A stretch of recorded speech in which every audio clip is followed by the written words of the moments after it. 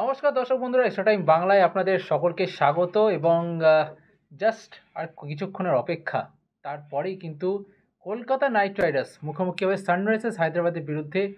এবং এটা কিন্তু কোনো নর্মাল ম্যাচ নয়, এটা হচ্ছে কোয়ালিফায়ার ওয়ান, অর্থাৎ হয় করো নাহলে আরেকটা সুযোগ পাবে, যেটা হচ্ছে বড় নয়, অ্যাবনর্মাল বললি। হ্যাঁ, আর আরেকবার সুযোগ পাবে। যাই হোক, কোয়ালিফায়ার ওয়ান। এবং বলা যায় প্রতিযোগিতার অন্যতম দুই চমকপ্রদ টিম, যেটা বলা যায় এবারে সবাইকেই চমকে দিয়েছে যে দুটো দল, তাদের মধ্যে আজকে খেলা কলকাতা নাইট রাইডার্স এবং সানরাইজার্স হায়দ্রাবাদ। সেটা নিয়েই আমরা আলোচনা করব। আর দুজনকে পরিচয় দেওয়ার দরকার নেই, তবুও দিতে হবে। সব্যসাচী বাগচিদা আর যশবন্ত বিশ্বাসদা। তবে আমার বাঁদিকে যে দুজনে কিন্তু সব্যসাচী, সে পরিচয়টা করে দিলাম। আচ্ছা, আমি সব্যটা প্রশ্ন করি। সব্য, ফার্স্ট যে ম্যাচটা, one of the thrilling match we have ever seen in Eden gardens, যে সানরাইজার্স এবং কেকেআর যে ম্যাচটা, এবং 200-র ওপর রান চেজ করে যে রেকর্ড প্রায় হয়ে যাচ্ছিল, লাস্ট ওভারটা হর্ষিতের একটা ম্যাজিক্যাল স্পেল এবং কিছু ভুল শট সিলেকশন এসআরএইচকে জিততে ম্যাচটা দেয়নি। কোথাও কি গিয়ে এই ম্যাচটা একটা বদলার ম্যাচ? 100% বদলার ম্যাচ। এবং এবারের আইপিএলে যেটা সব্যবাবু যেটা বললো, খুব ভালো একটা পয়েন্ট বলেছে, চমকপ্রদ দুটো টিম। তার কারণ হচ্ছে Kolkata night Riders, sunriser Hyderabad দুটো টিমই গত কয়েকটা আইপিএলে একদম ভালো খেলেনি। তো ফলে হয়তো অনেকে শুরুর দিকে আশাই করেনি এই দুটো টিম প্লে অফে যাবে। দুটো টিম গেছে এবং দুটো টিম মানে রীতিমতো বিপক্ষকে খুন করে গেছে, প্রায় প্রত্যেকটা ম্যাচে খুন করে গেছে। সানরাইজার হায়দ্রাবাদের ব্যাটিং তো বিপক্ষকে একেবারে খুন করেছে, এই বিষয়ে বলা, মানে রেকর্ড করছে, সেই রেকর্ড আবার নিজেরাই ভাঙছে। তুমি যে প্রসঙ্গটা তুলছো, মনে করে দেখো সেই ম্যাচটা, যে ম্যাচটা ইডেন গার্ডেন্সে কেকেআর এর ফার্স্ট ম্যাচ ছিল, এসআরএইচ এর সম্ভবত আইপিএল এর প্রথম ম্যাচ ছিল, সেই ম্যাচটাতে ট্রাভিস হেডকে খেলায়নি এসআরএইচ। কেন খেলায়নি সেটা এখনো পর্যন্ত বড় প্রশ্ন। যদি খেলাতো তাহলে হয়তো ছকটা অন্যরকম হয়ে যেত। এবং ওই সময় হেনরিক ক্লাসেন এবং শাহবাজ যেভাবে খেলছিলেন, আমাদের বাংলার শাহবাজ, ছোট্ট একটা ভুল না করলে ম্যাচটা এসআরএইচ জিতছিল। তারপরে কিন্তু এবার যা গত 2 বছর যে নিয়মটা বদলে গেছে, লিগের যে ফরম্যাটটা বদলে গেছে, তাতে কিন্তু এসআরএইচ আর কেকেআর একটাই ম্যাচ হয়েছে, এটা সেকেন্ড ম্যাচ।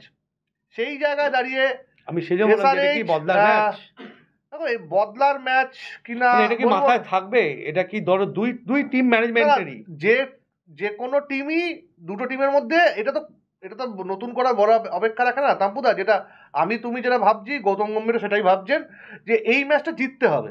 জেতার অ্যাডভান্টেজটা একটাই, জিতলে পরে সরাসরি ফাইনালে চলে যাওয়া, কোনো ব্যাগেজ না রাখা। বিশ্বাস কর, ধর আজকে যদি জেতে, আজকে মঙ্গলবার, ফাইনাল হচ্ছে রোববার, অর্থাৎ বুধ বৃহস্পতি শুক্র শনি 4 দিন কিন্তু সম্পূর্ণ বিশ্বত শরীরের এই যে যত টক্সিক, বিশ্রাম না, যেটা যাবে যে ফাইনাল ট্রাভেল করবে, চেন্নাই চলে যাবে, চেন্নাই গিয়ে প্র্যাকটিস করতে পারবে। কিন্তু এইখানেই আমি রাখবো, কলকাতা কিন্তু আগে অনেকটাই বিশ্রাম পেয়েছে, কারণ লাস্ট দুটো ম্যাচ তারা না, তুমি যেটাকে বিশ্রাম বলছো আমি সেটাকে হেডেক বলে মনে করি। হ্যাঁ, তার কারণ তোমাকে বলি, তথ্য বলছে গত 11ই মে কলকাতা নাইট রাইডার্স শেষ ম্যাচ খেলেছে মুম্বাই ইন্ডিয়ান্সের বিরুদ্ধে। আজকে 21 তারিখ। গত 10 দিনে কেকেআর এর দুটো ম্যাচ ছিল লিগের। 13 আর 19 গুজরাট টাইটান্স 13 তারিখ, 19 তারিখ হচ্ছে Rajasthan Royals. Kolkata night Riders Ahmedabad fly করলো, ম্যাচ হলো না। আহমেদাবাদ থেকে কলকাতা ফিরে এলো, কলকাতা থেকে আবার আসাম ফ্লাই করলো, আসাম থেকে আহমেদাবাদ। গত 10 দিনে কলকাতা নাইট রাইডার্স টিমটা 4বার জার্নি করে নিয়েছে। ভারত ভ্রমণের অর্ধেক কয়েকটা শতাংশ হয়েছে, ম্যাচ একটাও খেলা হয়নি। এই যে মাঝে দুটো ম্যাচ খেলা হয়নি, এটা কিন্তু একটা হেডেকের কারণ। এবং দ্বিতীয় হেডেক হচ্ছে কাকে ওপেনার হিসেবে বাঁচবে সুনীল নারিনের সঙ্গে। যাকে বাঁচবে সে যদি আফগানিস্তানের ওপেনিং ব্যাটসম্যান হয়, যিনি উইকেট কিপার ওপেনিং ব্যাটসম্যান গুরবাজের দুটো ম্যাচ খেলার সুযোগ ছিল, একটা ম্যাচে তিনি খেলতে পারেননি। সেই জায়গায় ম্যাচ ফিট, ও যেটা বলছে যে match practice was the best practice Sabya, সেই জায়গায় দাঁড়িয়ে নতুন যে ওপেনিং পার্টনার সুনীল নারিনের, সে কিন্তু এই ম্যাচটা ইন্ট্রোডিউস হবে এমন একটা বোলিং লাইনারের সামনে, যেখানে ভুবনেশ্বর কুমার আছেন, প্যাট কামিন্স নিজে রয়েছেন, টিম নটরাজন রয়েছেন, শাহবাজ আহমেদ রয়েছেন, অভিষেক শর্মা মাঝে মধ্যে লেফট আর্ম স্পিন করছেন। সব মিলিয়ে কিন্তু এসআরএইচ এর বোলিংটাও খুব ভালো, কারণ ভুবি এবার খুব ফর্মে রয়েছে। আর একটা কথা ভুললে চলবে না সব্য, এসআরএইচ এর ফিল্ডিংটাও কিন্তু খুব মারাত্মক। ওরা কিন্তু দুম করে, যেমন কেকেআর অলরেডি প্রায় 21টা মতো ক্যাচ মিস করেছেন, ওরা কিন্তু খুব একটা সহজ ক্যাচ ছাড়া বা সহজ রান আউট মিস যেগুলো ফ্যাক্টর হয়ে দাঁড়ায় আলটিমেট, বা ধর ঝাঁপাচ্ছে বলের জন্য, যেহেতু টিমটা অ্যাজাইল খুব, নীতিশ রেড্ডি থেকে শুরু করে দেখ শাহবাজ, দে are all R agile very much fit.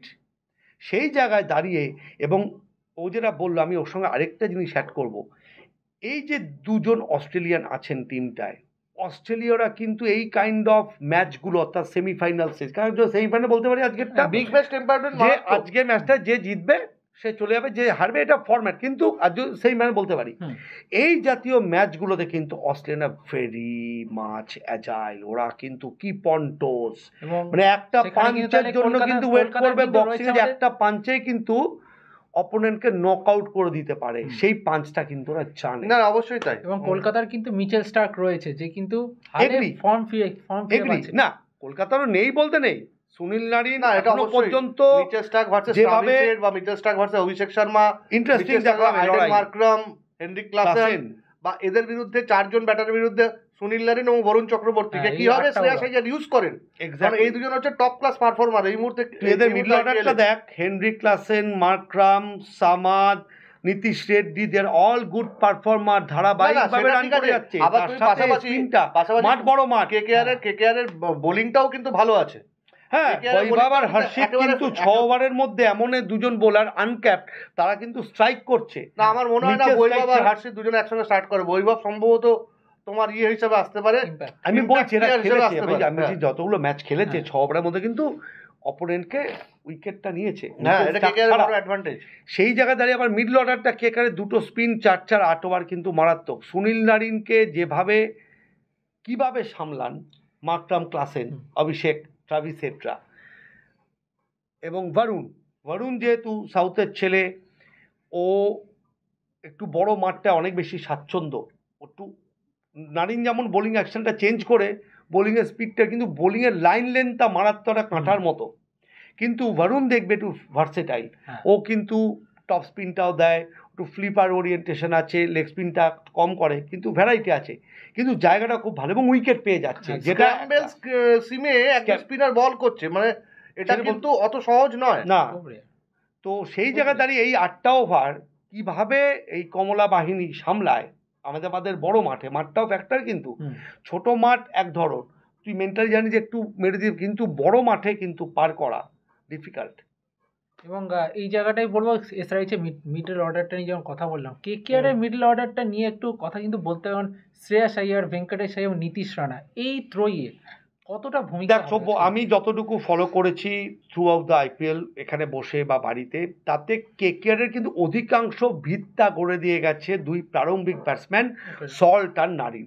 একটা বাড়ি তৈরি করছি 200 রানের, সেখানে যদি 6 ওভারে 90 থাকে, 8 ওভারে থাকে 110, তো ভেরি ইজি টু চেস। এবার যদি ইনিশিয়ালি একটা ম্যাচে এরকম দেখা গিয়েছে যে সল্ট তাড়াতাড়ি আউট হয়ে গেছে এবং নারিনও 6 ওভারের মধ্যে, একদম সেই জায়গায় দাঁড়িয়ে শ্রেয়াস আইয়ার, ভেঙ্কটেশ আইয়ার, নীতিশ রানা, রিঙ্কু সিং পরবর্তী ক্ষেত্রে এবং রাসেল, এই 5 জন, বা হয়তো আমরা আজকে মনীষ পান্ডেকেও দেখতে পারি, উনি কিন্তু একটা ম্যাচে কিন্তু যথেষ্ট ওনার দক্ষতা এবং ওনার স্বভাবসিদ্ধ ভূমিকায় যেরকম ব্যাট করেন মনীষ পান্ডে, যেরকমটা দেখেছি অভিজ্ঞতায়, সেই মনীষকে খেলান কিনা বা ইম্প্যাক্ট হিসাবে। তো এইটা দেখতে হবে, ইন্টারেস্টিং, কারণ প্যাট কিন্তু উইকেট টেকিং বোলার, নাটরাজনও কিন্তু উইকেট নেন, এবং ভুবি তো ইনিশিয়ালি বলটা কিন্তু রীতিমতো কথা বলেছেন দুদিকেই। ইনিশিয়ালি যদি এটা হয় যে কেকেআর টসে জিতে ব্যাট করার সিদ্ধান্ত হয়তো নেবে, সেটাই 90% ক্ষেত্রে, কারণ বড় ম্যাচ চাইবে রানটাকে চাপিয়ে দাও, 200 বা 200 অধিক, 210, 15, 20 যদি চাপাতে পারিস সভ্য বড় মাঠে, সেখানে কিন্তু অ্যাডভান্টেজ, কারণ প্রত্যেক ওভারে 10-এর ওপর রান রেখে যাওয়াটাই যেটা বললো, যে দুটো স্পিনার কিন্তু দুজনেই আক্রমণাত্মক এবং দুজনে দুটো টাইপের, এই দুজনকে জাজ করাটা ভেরি ডিফিকাল্ট। ওই জায়গায় অত লোক আলো আঁধারি, এই যে স্ক্যাম্বেল সুইং করাচ্ছে, টপ স্পিন মারছে, ফ্লিপার দিচ্ছে, জোর গতিতে বল করছেন, ভেরি মানে not easy to pick up, যে কোন লেন্থে বল। হিসেবে তোমাকে বলি, যদি কেকেআর মনে করো, আমি জানি না, মানে ক্রিকেট তো এক বলের খেলা, যদি 220-25 করে তাহলে জেতার সম্ভাবনা এই জন্য আহমেদাবাদের মাঠে বেশি, তাহলে হিসেব করে খেলতে হবে সুনীল নারিন এবং বরুণ চক্রবর্তীর বিরুদ্ধে 8-8, 4-4, 8 ওভারে অন্তত 90 থেকে 95 রান করতে হবে। সেটা কিন্তু যতটা ভেরি ডিফিকাল্ট, করাটা ততটাই কঠিন। এই রানটা যদি না করতে পারে এসআরএইচ বা বিপক্ষের ব্যাটিং টিম, তাহলে কিন্তু প্রেশারটা চলে আসবে, অ্যাটাক করার চেষ্টা করবে বাকিদের উপরে, আর তখনই কিন্তু উইকেট যাওয়ার সম্ভাবনা। আরেকটা তোকে কথা বলি, দেখ এসআরই যতগুলো রেকর্ড করেছে বা রেকর্ড ভেঙেছে, যেটা বললো সত্যি খুন খারাপই ব্যাটিং, সব কিন্তু আগে ব্যাট, খুব পরে ব্যাট করে ম্যাচ জিতেছে এরকম সংখ্যা কম।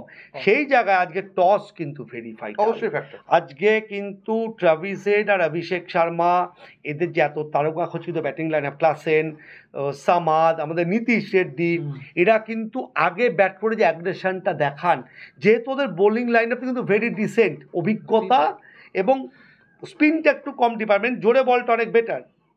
সেই জায়গায় দাঁড়িয়ে যদি আজকে ধর যেটা বললো ওই 220 এরকম রান যদি প্রথমে এসআরএইচ করে নেয়, ভাই নাইটের কিন্তু একটু চাপ আছে। না, আমি নাইটের কথা বলছি না, আমি উল্টোটা বলছি। আমি বলছি কেকেআর যদি রানটা করে তাহলে এসআরএইচ এর পক্ষে চেস করা কঠিন, কারণ সুনীল নারিন, বরুণ চক্রবর্তীর বিরুদ্ধে খুব খারাপ দিন না হলে এই যা ফর্মে রয়েছেন দুজনে, তাতে কেউ 4 ওভারে 40-45 রান দেবে এটা কিন্তু ভাবা যায় না। দিয়ে দিতে পারে, কিন্তু কোথাও গিয়ে মনে হচ্ছে স্লাইটলি এজ হচ্ছে কেকেআর।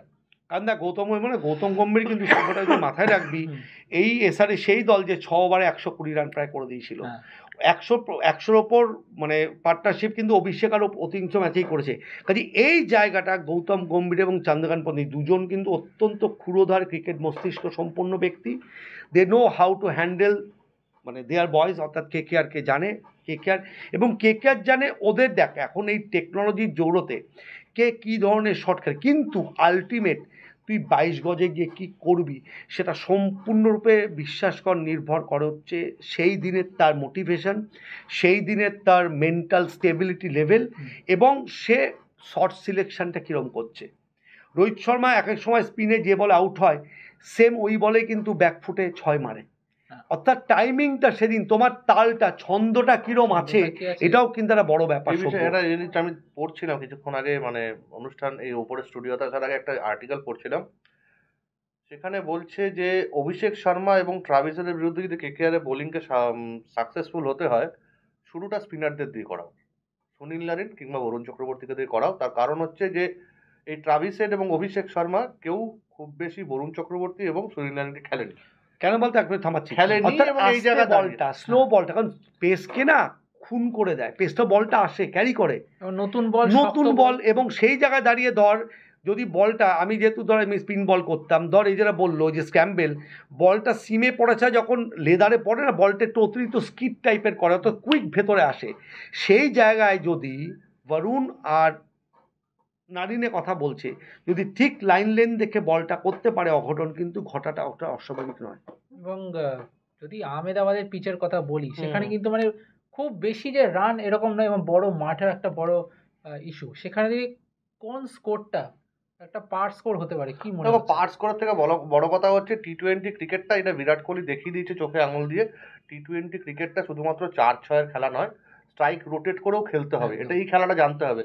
আহমেদাবাদের মাঠটা হচ্ছে ভারতবর্ষের এমন একটা মাঠ, এত বড় আউটফিল্ড যা, এবং এতটা স্পেস নিয়ে খেলা যায় যেখানে 1-কে 2, 2-কে 3 কিন্তু রোটেট করে খেলাটাও কিন্তু খেলা। যদিও এই খেলাটা কতটা দুদল খেলবে আমার সন্দেহ আছে, তার কারণ এসআরএইচ কতটা খেলবে সন্দেহ আছে, কারণ ওখানে বেশিরভাগই পাওয়ার হিটার রয়েছে। মাঠ পার করা এটা কোনো ব্যাপার না, এখনকার ক্রিকেটে যে ধোনিকে দেখলে তুমি 110 কিলোমিটারে যে 6টা মেরেছে, মানে এই বয়সে ভাবাই যায় না। সেখানে দাঁড়িয়ে লেগ স্টাম্পের উপরে বলটাকে মারলো, ফাইন লেগের পেছন দিকে বলটা 110 মিটারের 6, মানে তো কেকেআর টিম নারিন আছে 100 মিটার করে যাচ্ছে। আমার মতে এই ম্যাচটাই মনে হচ্ছে কোথাও গিয়ে একটা রিঙ্কু সিং এখনো পর্যন্ত এআইপিএল এ কিছু করতে পারেননি, মানে করতে পারেননি বা সুযোগ পাননি। এই ম্যাচটা কোথাও গিয়ে রিঙ্কু সিং এর হতে পারে। তবে আমার যেটা গতবার আহমেদাবাদেও কিন্তু রিঙ্কু সিং এর ঝড় কিন্তু আমরা দেখেছিলাম 5-6 জশকে। তবে আমার যেটা, আমি সব্যর সাথে একদম একমত, যেহেতু প্রথম থেকে একটা ছন্দে নারিন আর সল্ট ব্যাট করে এসছে, অধিকাংশ ম্যাচ তারা বার করে দিয়েছে, জিতিয়ে দিয়েছে, সেই জায়গায় দাঁড়িয়ে এই যে একটু নুন কম থেকে যাওয়াটা টিমে, রান্নার স্বাদটা, অর্থাৎ কেকেআরের টিমের স্বাদটা আজকে কিন্তু হালকা হলেও একটু কিন্তু নুন কম থাকাটা স্বাভাবিক, কারণ অভিজ্ঞতা এবং ধারাবাহিকতা দুটোই কিন্তু সল্টের ছিল, এবং যে কারণে কিন্তু অনেক ম্যাচ কিন্তু দেখো উঠতে দিয়েছে। সবাই নারিনের কথা বলছে, আমি বলছি নারিনের কথা, নারিন অবশ্যই ভালো খেলেছেন, সেটা বোঝাই যাচ্ছে, দীর্ঘদিন পরে নারিনকে পুরনো ছন্দে পাওয়া যাচ্ছে, ফিল সল্টটাই বড় ফ্যাক্টর, একমাত্র ফিল সল্ট। একদম, যে প্লেয়ারটা ভেরি ফাস্ট বল থেকে ছক্কা মারার সাহস দেখাতে পারে, মাথায় রাখতে হবে তাকে কেউ কেনে নিলামে, সেই প্লেয়ারটা পারফর্ম করে দিয়ে চলে গেছে এবং এমন একটা বেঞ্চমার্ক সেট করেছে যে ওই জায়গায় আসবে, সে যদি পারফর্ম করতে না পারে সঙ্গে সঙ্গে আলোচনা হবে। একদম 100 বার আলোচনা হবে। ও যেটা বললো, দেখ এরকম অভিজ্ঞতা এবছর আমাদের তোর প্রত্যেকের হয়েছে, যে ও যেমন পাঞ্জাব শাসাং নিতে চানি, মালকিন চিৎকার করছে নেবো না, দেখ সেই আলটিমেট। তো ফিল সল্টও সেরকম একজন ব্যাটার, এবং এই বিশ্বকাপে ইংল্যান্ড টিমে যেহেতু তিনি আছেন, কাজেই তাদেরকে ডেকে নিচ্ছে, দেশের বিষয় কিছু বলার নেই। জস বাটলারের মাথা ব্যথা কমিয়ে দিয়েছে না, যে একটা ওপেনিং প্লে, মানে সবসময় আমরা টি-20 দলে ভাবতাম জেসন রায় করবে, জস বাটলার করবে। ফিল সল্ট একজন দারুণ ওপেনার হিসাবে আবির্ভাব যে ঘটিয়েছেন, এটা তো অসাধারণ ব্যাপার। এবং তুই জানিস যে অস্ট্রেলিয়া যে ম্যাকগ্রাথের ওকেও কিন্তু অতিরিক্ত সদস্য হিসেবে অস্ট্রেলিয়া কিন্তু টিম নিয়ে, অর্থাৎ যারা আইপিএলে ভালো খেলেছেন, ভালো ওপেনিং ব্যাট করেছেন, যারা ব্যাটার যে দেশেরই হোক, আইপিএল তো ভালো হয়েছে। আর দেখ লাস্ট মুহূর্তে এসে সেট হলো কিভাবে, যে চেন্নাই ছিটকে গেল, আরসিবি উঠে এলো, অর্থাৎ কতটা টাফ ছিল যে শেষ দিন পর্যন্ত বোঝা যায়নি কোন চারটে দল এবং কে কার। রাজস্থান নেমে এলো তিনে, রাজস্থান টপে ছিল যেখানে একটা সময়, কে কার ওপরে ছিল, ম্যাচ হারে 4টে না 5টা ম্যাচে তারা চলে এলো, 4টে ম্যাচ হেরেছিল, লাস্ট ম্যাচটা বৃষ্টির জন্য খেলা হলো না, সেই বলছি। তাহলে দেখ একটা অদ্ভুত ব্যাপার। কাজেই আইপিএলটা বেঞ্চমার্কটা না, এই সল্ট, নারিন, এই ট্রাভিস হেড, এই অভিষেক শর্মা নিজেদের দক্ষতা, নিজেদের বলে এই জায়গায় উচ্চতাটা তুলে নিয়ে গেছেন। এটাই দেখার, দুজনে শেয়ানা। বাট আমায় যদি জিজ্ঞেস করিস, যেহেতু মাঠ বড় এবং ওপেনিংটা কেকেআর একটু ভেঙেছে, আমি আজকের ম্যাচে এসআরএইচকে একটু এগিয়ে রাখবো 50-48 এরকম, বাট ভেরি ক্লোজ ম্যাচ। এই 20টা ওভার যে দল তার শর্ট সিলেকশন ঠিক রাখতে পারবে, ডিসিশন ঠিক নিতে পারবে, ভালো তালমিল থাকবে দুই ব্যাটারদের মধ্যে, quick running between the wicket হবে, যেটা সভ্য বলো যে খুব কুইক ঠেলে স্কোরটাকে রোটেট করো, যেমন সাইডটাকে রোটেট করে নাও। বড় মাঠ, 2 রান 3 রান প্রচুর দেখতে পাবো আশা করি। সেই আশা নিয়ে আজকে আপনাদের সামনে এই যে নাইট ফাইট, আমি এবং দুই সভ্য, যদিও এরা দুজনেই বেশি দক্ষ, কারণ ওদের 2টো হাত চলে, আমার 1টা হাত চলে, বাঁ হাত। তো আজকে একটু এসআরএইচের দিকে আমি ঝুঁকে থাকলাম।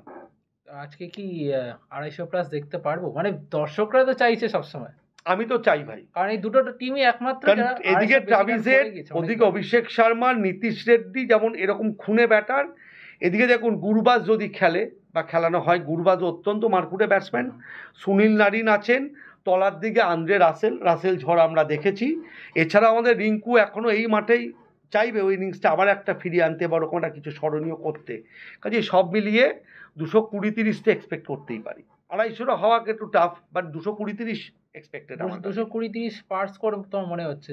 হ্যাঁ, যেভাবে এবারের আইপিএল খেলা হচ্ছে, তাতে 230-20টাই পার স্কোর। সত্যি তুমি বলছিলে, আমি ভাবছি 230 পার, প্রচুর ম্যাচে হয়েছে। হ্যাঁ, মানে পার স্কোর একটা টিম বলছে 220 পার স্কোর, তার মানে হচ্ছে বোলারদের জন্য কিছুই নেই। তবে একটা জিনিস কোথাও মনে হয়, ম্যাচের মধ্যে একটা আলোচনা করতে গিয়ে সুনীল গাভাস্কার একটা খুব ভালো পয়েন্ট তুলেছেন। এই যে দুটো নিয়ম, ইম্প্যাক্ট প্লেয়ার এবং আরেকটা হচ্ছে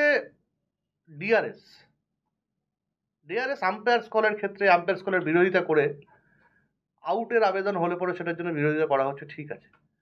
ওয়াইডের ক্ষেত্রে অহেতুক সময় নষ্ট না, মানে একটা প্লেয়ারকে, মানে এরকমই 20 ওভার তোমার একটা টাইম ব্যারিয়ার রয়েছে, সেই সময়ের মধ্যে বোলিং শেষ করতে না পারলে তোমাকে ফাইন দিতে হবে, তার মধ্যে ওয়াইডের জন্য আবার অ্যাপিল।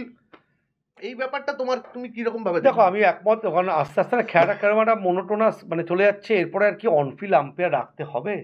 সবই যদি হয়ে যায় তাহলে আমাদের অনফিল্ড আম্পায়ার রেখে তো লাভ নেই। ওয়াইড আমরা বাকিগুলো বাদ দিলাম, বাকিগুলো আম্পায়ারকে তর্ক করে আউট থেকে না আউট আদায় করা, করা, এগুলোকে বাদ দিলাম। এগুলো তো প্লেয়ারের উপর ভ্যারি করছে, প্লেয়ারের কতটা বলছি, মানে এখন টেকনোলজি যেভাবে দেখাচ্ছে সভ্য বল, তাহলে সেক্ষেত্রে তো আমার নো ফুটবল এখন আর মেন আম্পায়ার দেখান না, সবটাই থার্ড আম্পায়ার। ওয়াইড সেটাই হয়ে যাচ্ছে, রইলো বাকি হচ্ছে ওই বলটা পড়ে উইকেটে যাচ্ছে কিনা। এখন আমিও এছাড়ার সাথে একমত, এই আম্পায়ার কলটার আমার একটু, আমি ব্যক্তিগতভাবে মনে করি ওয়াইডের ক্ষেত্রে, মানে ওয়াইডের জন্য অদ্ভুত ব্যাপার, অদ্ভুত। এটা আমার তুমি নিজে কি করে দেখো, কিভাবে দেখো যে ওয়াইডের ক্ষেত্রে সময় নষ্ট বা ইম্প্যাক্ট প্লেয়ারের যে রুলসটা? ইম্প্যাক্ট প্লেয়ার নিয়ে তো আমার থেকে বেশি মানে যদি দুজন বলে থাকেন সেটা হচ্ছে বিরাট কোহলি আর রোহিত শর্মা, একদম 100%। ইভেন মোহাম্মদ সিরাজ পর্যন্ত, মোহাম্মদ সিরাজ, অক্ষর প্যাটেল, প্রত্যেকে বলে। কেন 12 জন খেলবে? 12 জন, এবং এতে অলরাউন্ডারতে প্রভাবটা কমছে, মারাত্মক ভাবে পড়ছে। মানে আজকে আমাদের এমনি ভারতবর্ষে একমাত্র অলরাউন্ডারের নাম হার্দিক পান্ডিয়া, সত্যি। এর বাইরে আমাদের কত কোটি দেশ যেন জনসংখ্যা 140, তার মধ্যে একটা মাত্র হার্দিক পান্ডিয়া, ভাবো। মানে যদিও আমি খুব আশাবাদী নীতিশ কুমার রেড্ডিকে নিয়ে। না জোরে বলার অলরাউন্ডার, না জোরে বলার স্পিনার অলরাউন্ডার নেই, একটু আমি চেক করছি। শোনো, জোরে বলার অলরাউন্ডার সিলেকশন কমিটি আশাবাদী কিনা সেটা বড় কথা, সেটা হচ্ছে ব্যাপার। এই সিলেকশন কমিটিতে একজন মেম্বার আছে যাকে আমি ব্যক্তিগতভাবে চিনি, যে তিনি সিলেক্টর বলে দীর্ঘদিন এখন ফোন টোন ধরেন না, আবার ফোন ধরবেন যখন তিনি সিলেকশন থেকে বেরিয়ে আসবেন। তো তিনি 92 সালের কোনো একটি ম্যাচে অস্ট্রেলিয়ার বিরুদ্ধে একটি টেস্ট ম্যাচ চলছিল, প্রথম ইনিংসে বল করেছেন, 3 উইকেট পেয়েছেন, দ্বিতীয় ইনিংসে তাকে বল দেওয়া হয়নি। এরকম উদাহরণ রয়েছে, তিনি রয়েছেন। তো এই সিলেকশন কমিটি বা কোনো সিলেকশন কমিটির কাছ থেকে তুমি সবসময় প্রত্যাশা করতে পারবে না যে এই প্লেয়ারটা যেটা ভালো খেলছে তাকেই নেবে। তো রিয়ান পরাগের কথাও বলতে হয়, নীতিশ কুমার রেড্ডি ভালো, কিন্তু আমার মনে হয় আরেকটু সময় লাগবে। বলতে পারি সকলেই দেখ, মানে এবছর আইপিএল থেকে ধরি যে শশাঙ্ক, তারপর আশুতোষ শর্মা ফিনিশার হিসেবে, এই যে নীতিশ রেড্ডি, রিয়ান পরাগ, প্রচুর কিন্তু আপকামিং প্লেয়ার কিন্তু উঠে এলো, যারা কিন্তু কঠিন এবং কঠোরভাবে দাবিদার জানাচ্ছে যে কোনো পরিস্থিতিতে কিন্তু তারা প্রস্তুত। দেখো, শশাঙ্ক সিং ভালো খেলেছেন, পাঞ্জাব কিংসে পরের বছরে খেলবেন। ইন্ডিয়া টিম সম্ভবত হবে না, কারণ হচ্ছে খাতায় কলমে 32+, তুমি জানো ক্রিকেট খেলেছো ময়দানে, আমি সাংবাদিক কথা করেছি টুকটাক, 32+টা কোথায় গিয়ে কতটা থাকে, কতটা জল থাকে, ভালো করেছে, যেটা ভালো করেছে সেটা বলছি। হয়তো একটা সিরিজে হয়তো সুযোগ পেলে এরকম নাও পেতে পারে, যাই হোক, কিন্তু এখন ধরো অলিম্পিকে ক্রিকেট হচ্ছে, এশিয়ান গেমসে ক্রিকেট সবভাবে ওইভাবে, তো যা দে আর ক্যাপেবল টু হ্যান্ডেল, মানে কাইন্ড অফ সিচুয়েশন যেখান থেকে উচ্চানো যায়, মানে 20 বলে ধরো 40 বাকি, এই জায়গার থেকে যে আগে আমাদের কাছে মনে হতো যে কোনো জাভেদ মিয়াঁদাদ নেই, কিছু নেই, এখন আমাদের কাছে কিন্তু এরকম অনেক রিঙ্কু সিং, অনেক রিয়ান পরাগ আছে যারা 20 বলে 40 টার্গেট, সব্যসাচী একটু ভালো উইকেট যদি হয় এটা 10 বলে করে দেওয়ার ক্ষমতা আছে, আমি সেটা বলছি, করে দিতে পারবে। এবং আমরা আমাদের আলোচনাটা শেষ করব শুধু একটাই বিষয় নিয়ে, মানে যেটা চিন্তা নিয়ে আমি শেষ করব, তার কারণ হচ্ছে বৃষ্টির ভ্রুকুটি কিন্তু না, বৃষ্টির ভ্রুকুটি আমি দেখলাম কিছুক্ষণ আগেও, দেখলাম যে আহমেদাবাদের আকাশ পরিষ্কার, 40-45 ডিগ্রি তাপমাত্রা, 48 ডিগ্রি ইয়েতে ঝোড়ো হাওয়া বইতে পারে, বৃষ্টির সম্ভাবনাটা নেই। বৃষ্টিটা না হওয়াটাই বাঞ্ছনীয়, তার কারণ খেলাটা যত ডিলে হবে তত কিন্তু এরকম ধরনের হাই ইন্টেন্সিটি ম্যাচে প্লেয়ারদেরও একটা বিরক্তিকর ব্যাপার, এবং ওভার কমানোর পরে বাড়ে। কিন্তু আবারও বলছি, টস ফ্যাক্টর কেকেআর এসআরএইচ ম্যাচে, toss very much very factor.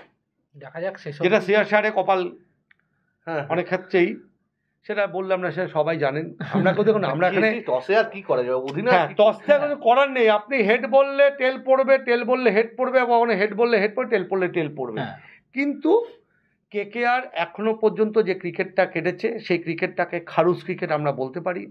KKR এখনো পর্যন্ত ম্যানেজমেন্ট লাস্ট 2টো ম্যাচ খেলা হয়নি, কিছু বলার নেই। গৌতম গম্ভীরের যা সিদ্ধান্ত, যাকে যেখানে নামানো, যে যেরকম বল করা যেটা করেছে সেটা 99% ক্ষেত্রে সফল সব দিক থেকে। কিন্তু এসআরএইচ কিন্তু আজকে কঠিন এবং শক্ত প্রতিদ্বন্দ্বী, একদম মানে একদম দুটো টাফ দলের মধ্যে কিন্তু লড়াই, একদম জমজমাট লড়াই। অপেক্ষায় থাকবেন আপনারাও, আমরাও রয়েছি কি হবে লাস্টে ম্যাচে। কিন্তু অবশ্যই টসটা কিন্তু একটা বড় ফ্যাক্টর, সেটাই দেখা যাক যে টসে কে জেতে এবং শেষ অবধি ম্যাচে কি রেজাল্ট হয়, সেটারই অপেক্ষায় থাকবো আমরা। ভিডিওটি ভালো লেগে থাকলে অবশ্যই লাইক করবেন, কমেন্ট বক্সে জানাবেন যে আজকের ম্যাচে কে জিতবে এবং কারা আজকের ম্যাচের এক্স ফ্যাক্টর হতে পারে, সেটা অবশ্যই জানাবেন কমেন্ট বক্সে। আর এক্সট্রা টাইম বাংলাকে অবশ্যই সাবস্ক্রাইব করে দেবেন এবং আমাদের বাকি প্ল্যাটফর্ম এক্সট্রা টাইম বাংলার ইউটিউব, ফেসবুক, টুইটার, ইনস্টাগ্রাম সবাতেই ফলো করবেন আমাদের। সবাইকে অসংখ্য ধন্যবাদ, টাটা। Extra time.